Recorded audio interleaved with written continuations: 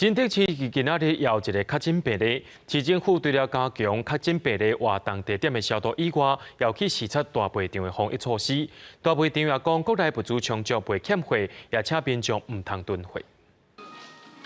政府宣导国内物资充足，不过会使看到放泡面的架仔顶悬，也是已经卖了空。大卖场经理讲，这几天民众来买物件，以罐头、泡面、各卫生纸为主。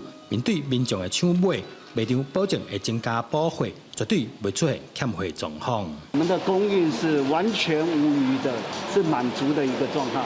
前2天因为大家有恐慌抢购的一个状态，商场门口也只要求实名制，嘛有帮体温、喷酒精的动作。餐厅的内容区嘛已经完全封起来。食物干那会使炸走，希望降低群聚的风险。眼睛的防护罩和手套跟客人的一个接触的话，也是定时2个小时会做一个全面的消毒。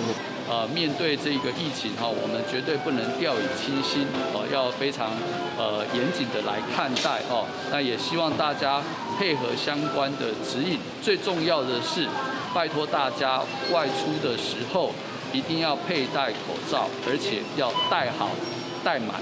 另外，新竹市今仔日传出一名确诊案例，原本因确诊破工，市府得到通知，赶紧派人到确诊者去过所在消毒，也呼吁市民尽量卖出门。记者杜君和新竹报道。